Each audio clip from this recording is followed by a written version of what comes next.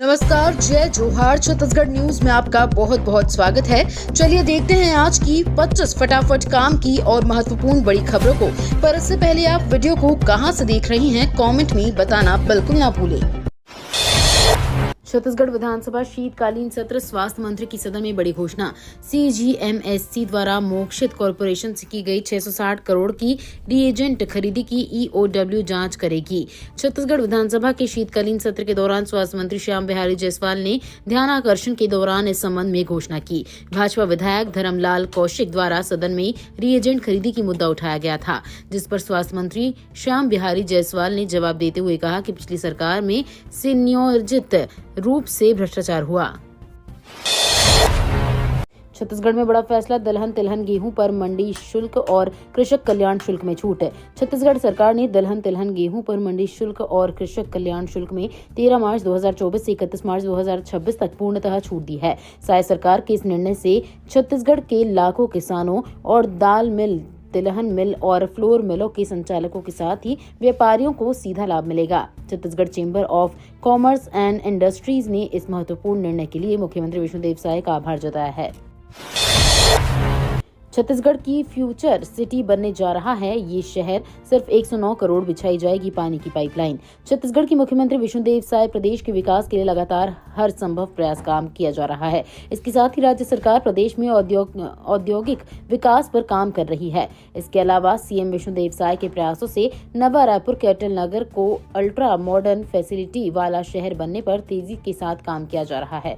नवा रायपुर अटल नगर को देश के मॉडर्न शहरों की लिस्ट में शामिल करने के लिए प्रदेश के आवास एवं पर्यावरण मंत्री ओपी चौधरी पर लगातार काम कर रहे हैं। प्रधानमंत्री आवास योजना। छत्तीसगढ़ वित्त विभाग ने जारी की 2560 करोड़ की राशि। छत्तीसगढ़ सरकार ने प्रधानमंत्री आवास योजना के तहत राज्य के 18 लाख आवासहीन परिवारों को पक्के मकान देने के लिए एक और महत्वपूर्ण कदम उठाया है। छत्तीसगढ़ वित्त विभाग ने केंद्र और राज्यांश मिलाकर 2560 करोड़ रुपए की राशि हितग्राहियों को देने के लिए जारी कर दी है। हमारा लक्ष्य राज्य के सभी आवासहीन परिवारों को प्रधानमंत्री आवास योजना के तहत पक्के मकान उपलब्ध कराना है। 18 लाख परिवारों को मिलेंगे पक्के मकान। वित्त विभाग ने जारी की 2560 करोड़ की राशि। छत्तीसगढ़ सरकार ने अपने संकल्प पत्र में मोदी की गारंटी के अंतर्गत राज्य के 18 लाख आवासहीन परिवारों को प्रधानमंत्री आवास योजना के तहत पक्के आवास देने के लिए प्रक्रिया तेज कर दी है। मुख्यमंत्री विष्णुदेव साय के नेतृत्व में पहली मंत्रिपरिषद की बैठक में इस महत्वपूर्ण निर्णय पर मुहर लगी। छत्तीसगढ़ सरकार ने प्रधानमंत्री आवास योजना के तहत राज्य के 18 लाख आवासहीन परिवारों को पक्के मकान देने के अपने वादे को निभाने की दिशा में एक और महत्वपूर्ण कदम उठाया है। दुर्ग हटिया एक्सप्रेस अब चलेगी 28 मार्च तक। उत्तर मध्य रेलवे की झांसी रेल मंडल के ग्वालियर वीरांगना लक्ष्मीबाई झांसी जंक्शन सेक्शन में तीसरी को जोड़ने का कार्य किया जाएगा। इस कार्य के फलस्वरूप कुछ यात्री गाड़ियों का परिचालन प्रभावित रहेगा। रेलवे प्रशासन द्वारा अधोसंरचना विकास हेतु उत्तर मध्य रेलवे के झांसी रेल मंडल के ग्वालियर वीरांगना लक्ष्मीबाई झांसी जंक्शन सेक्शन में तीसरी रेलवे लाइन को जोड़ने का कार्य किया जाएगा। ये कार्य दिसंबर 2024 तक किया जाएगा। इस कार्य के पूर्ण होते ही गाड़ियों की समयबद्धता एवं गति में तेजी आएगी। अब घर बैठे लगवा सकेंगे हाई सिक्योरिटी नंबर प्लेट। परिवहन विभाग ने 28 जिलों के लिए निर्धारित किया शुल्क। वाहन मालिकों को अब हाई सिक्योरिटी नंबर प्लेट लगवाने के लिए भटकना नहीं पड़ेगा। ये सुविधा निर्धारित शुल्क के अतिरिक्त अधिकतम 500 रुपए देने पर घर बैठे मिलेगी। इसके लिए परिवहन विभाग की वेबसाइट cgtransport.gov.in पर लॉगिन करना होगा। सभी औपचारिकता पूरी करने पर अधिकृत वेंडरों के कर्मचारी नंबर प्लेट को घर पर फीड करेंगे। ये व्यवस्था जल्द ही नंबर प्लेट लगाने वाली company messrs Real Mazon India Limited और messrs Rosmerta Safety System Limited द्वारा शुरू किया जाएगा। योजना को लेकर बड़ा अपडेट। 1 साल में दिए जाएंगे 10,000 सूर्यघर योजना की मुफ्त बिजली। कलेक्टर ऋचा प्रकाश चौधरी ने प्रधानमंत्री सूर्यघर मुफ्त बिजली योजना के बेहतर क्रियान्वयन और लक्ष्य प्राप्ति के लिए जिला स्तर पर बैठक ली है।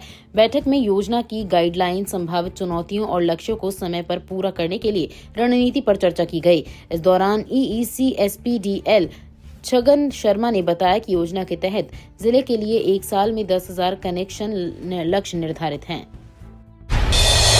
छत्तीसगढ़ में 5 अफसर सस्पेंड, सड़क निर्माण में भ्रष्टाचार की शिकायत पर विधानसभा से डिप्टी सीएम का ऐलान। छत्तीसगढ़ के दंतेवाड़ा जिला में डीएमएफ मद से रोड निर्माण में गड़बड़ी का मामला सामने आया है। इस मुद्दे पर विधानसभा के शीतकालीन सत्र में तीखी बहस हुई। इसके बाद डिप्टी सीएम विजय शर्मा ने सड़क निर्माण से जुड़े 5 अधिकारियों को निलंबित करने की घोषणा की है। इसी के साथ ही उनके खिलाफ एफआईआर दर्ज कराकर मामले की जाँच कराने का ऐलान भी किया है। डीएमएफ मद से सड़क निर्माण के दौरान निलंबित अधिकारियों ने संबंधित ठेकेदारों से वसूली की थी। यह आरोप सदन पर लगाए गए थे। इस मामले को लेकर तीखी बहस के बाद निर्णय लिया गया। छत्तीसगढ़ में नगरीय निकाय चुनाव को लेकर बड़ी खबर, इतने समय के लिए टाला जा सकता है इलेक्शन। छत्तीसगढ़ की विष्णुदेव साय सरकार ने नगरीय निकाय और पंचायत चुनाव एक साथ कराने का निर्णय लिया है। नगरीय निकाय चुनाव के लिए वार्डों के आरक्षण की प्रक्रिया कल पूरी कर ली गई थी। हालांकि इन चुनावों को 6 महीने के लिए टाला जा सकता है। इसी बीच कल विधानसभा में छत्तीसगढ़ नगर पालिका संशोधन विधेयक पारित हुआ, जिसके अनुसार नगरीय निकाय के कार्यकाल के पूरा होने पर चुनाव कार्यक्रम घोषित होने तक अध्यक्ष की जगह प्रशासन नियुक्त किए जाएंगे। मुंगेली में भाजपा ने फूंका राहुल गांधी का पुतला। संसद भवन के बाहर हुए हंगामे के दौरान बीजेपी सांसद घायल हो गए थे। इसके विरोध में मुंगेली जिले में भाजपाइयों ने कांग्रेस के खिलाफ प्रदर्शन किया। लोरमी में भाजपा और भारतीय जनता युवा मोर्चा ने रैली निकालकर लोकसभा में नेता प्रतिपक्ष राहुल गांधी का पुतला दहन किया। भाजपा कार्यकर्ता नारेबाजी करते हुए शहर के पुराना बस स्टैंड से मुंगेली चौक पर पहुंचे, फिर यहां कांग्रेस नेता राहुल गांधी का पुतला दहन किया। इस दौरान पुलिस के जवानों और भाजपा कार्यकर्ताओं के बीच हल्की झड़प भी देखने को मिली। साइबर ठगी से बचने के लिए पुलिस बता रही लोगों को उपाय। सामुदायिक पुलिसिंग के लिए चलाए जा रहे अभियान के तहत पुलिस चौकी संबलपुर प्रभारी सौनी रेशम लाल भास्कर, प्रधान आरक्षक राजेश राजपूत, आरक्षक धनंजय सिंह राजपूत आदि ने ग्राम संबलपुर साप्ताहिक बाजार में आसपास के ग्रामीण अंचल से आए ग्रामवासियों को नशा मुक्ति, साइबर फ्रॉड, फर्जी कॉल, यातायात नियमों व अन्य अपराधों के संबंध में जागरूक किया। नशा मुक्ति को लेकर बताया कि नशा शारीरिक समस्याओं के साथ ही आर्थिक और सामाजिक स्तर पर भी नुकसान का कारण बनता है। छत्तीसगढ़ की साय सरकार से नहीं संभल रहा प्रदेश, पूर्व लोकसभा अध्यक्ष का बड़ा बयान। युवक कांग्रेसी भवन से कलेक्ट्रेट घेराव के लिए निकले।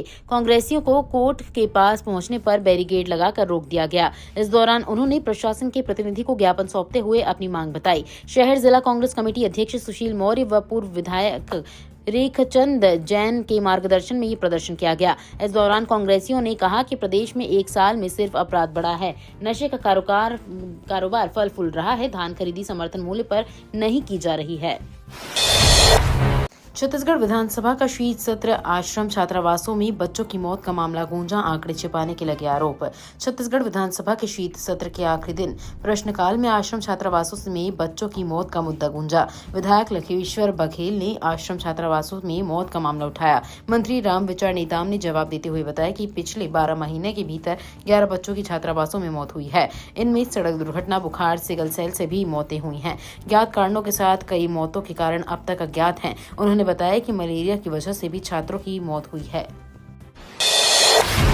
कॉलेज के सामने बनाए गए डंप यार्ड में लगी भीषण आग। दुर्ग नगर निगम के डंप यार्ड में अचानक भीषण आग लग गई। ये डंप यार्ड सुराना कॉलेज के सामने बनाया गया है, जहां कचरे के ढेर में आग ने विकराल रूप धारण कर लिया। सूचना मिलते ही अग्निशमन एवं आपदा प्रबंधन की टीम मौके पर पहुंची और आग पर काबू पाने का अभियान शुरू किया गया। दमकल कर्मियों ने सतर्कता से काम करते हुए निगम डंप यार्ड में घुसकर आग बुझाने की प्रक्रिया को अंजाम दिया। इस दौरान 3 दमकल गाड़ियों के जरिए पानी का उपयोग किया गया।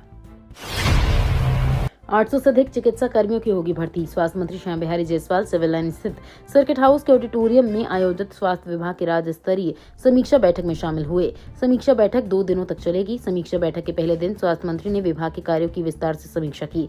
इस दौरान स्वास्थ्य विभाग के अधिकारियों को संबोधित करते हुए जायसवाल ने कहा कि सभी अधिकारी एवं चिकित्सक आम जन के स्वास्थ्य को देखते हुए निस्वार्थ भाव से काम करें। ट्रेडिंग ऐप ट्रेड एक्सपो के जरिए करोड़ों की ठगी, 200 से अधिक निवेशक हुए शिकार। छत्तीसगढ़ की गरियाबंद जिले में पहले ही चिट फंड कंपनियों के जाल में फंसकर 181 करोड़ रुपए गंवा चुके लोग अब एक और फ्रॉड का शिकार हो गए हैं। इस बार ट्रेड एक्सपो नाम के एक मल्टीनेशनल ट्रेडिंग ऐप ने 200 से ज्यादा लोगों से 5 करोड़ रुपए से अधिक की ठगी की है। मामले की शिकायत पर पुलिस एफआईआर दर्ज कर जांच में जुट गई है। ये मामला राजन थाना क्षेत्र का है। गूगल में मचा हड़कंप, एक झटके में 10% स्टाफ की नौकरी गई। गूगल के सीईओ सुंदर पिचाई ने छटनी की घोषणा की है। कंपनी अपने करीब 10% प्रबंधक, निदेशकों और उपाध्यक्षों की छटनी करेगी। पिचाई ने कहा कि कंपनी के ढांचे को सरल और अधिक कुशल बनाने के लिए ये फैसला लिया गया है। बता दें कि ओपन एआई जैसी कंपनियों के कारण प्रतिस्पर्धा बढ़ती जा रही है। इसकी वजह से गूगल को बड़ा आर्थिक झटका भी लगा है। राज्य प्रशासनिक सेवा के अधिकारियों का तबादला। एक बार फिर से राज्य सरकार ने राज्य प्रशासनिक सेवा के अधिकारियों का तबादला आदेश जारी किया है। सामान्य प्रशासन विभाग ने मंत्रालय में पदस्थ उप सचिव और अपर सचिव लेवल के अधिकारियों को इधर से उधर किया है। संयुक्त सचिव विमला नावरिया को पशुधन विकास तथा मछली पालन विभाग से हटाकर वन एवं जलवायु परिवर्तन विभाग में पदस्थ किया गया है। वहीं उप सचिव शैलाब साहू को वन एवं जलवायु परिवर्तन विभाग के अतिरिक्त प्रभार से मुक्त किया गया है। डोंगरगढ़ मेले में दुकान आवंटन में भ्रष्टाचार, जांच में दोषी पाए जाने के बाद भी सीएमओ के खिलाफ कार्रवाई से परहेज। छत्तीसगढ़ की प्रसिद्ध तीर्थ स्थल मां बमलेश्वरी धाम डोंगरगढ़ में कुंवार नवरात्र मेला के दौरान व्यापारियों को दुकान आवंटन में बड़े पैमाने पर भ्रष्टाचार का मामला सामने आया था। जांच में नगर पालिका के सीएमओ की संलिप्तता पाई गई है, लेकिन अब तक कार्रवाई नहीं होने से जिला प्रशासन की भूमिका पर गंभीर सवाल खड़े हो रहे हैं। डोंगरगढ़ स्थित मां बमलेश्वरी मंदिर में नवरात्र के दौरान लाखों श्रद्धालु के लिए पहुंचते हैं। इस अवसर पर डोंगरगढ़ में वार्षिक मेले का आयोजन होता है, जिसमें छत्तीसगढ़ समेत अन्य राज्यों को व्यापारी अपनी दुकान लगाते हैं। आरबीआई की मंजूरी के बाद भी सीनपाली में नहीं खुली नई बैंक शाखा। किसानों को रोजाना 5 करोड़ की धान खरीदी पर केवल 1 करोड़ रुपए का भुगतान किया जा रहा है। देवभोग जिला सहकारी बैंक में बीते दिन कैश की किल्लत के चलते भुगतान नहीं हो सका। ऐसा ही हाल गोहरा पदर सरकारी बैंक में भी देखने को मिल रहा है। देवभोग जिला सहकारी बैंक के अंतर्गत 10 खरीदी केंद्र आते हैं, जहां 94 गांव के 9,780 किसान धान बेचते हैं। रोजाना 1,000 किसान 4 से 5 करोड़ का धान बेचते हैं। कर्ज कटौती के बावजूद बैंक से कम 3 करोड़ का भुगतान किसानों को लेना होता है।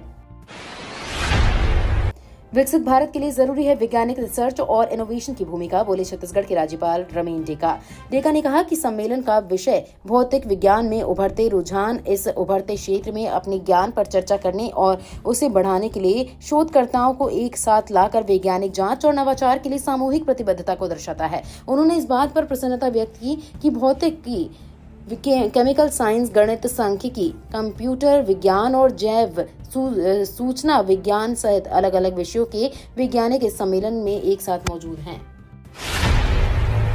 बीजापुर के अलग अलग इलाकों में 8 नक्सली गिरफ्तार। बीजापुर जिले के अलग अलग थाना क्षेत्रों से सुरक्षा बलों के जवानों ने 8 नक्सलियों को गिरफ्तार करने में सफलता हासिल की है। पकड़े गए नक्सलियों के कब्जे से विस्फोटक व नक्सली साहित्य बरामद किए गए हैं।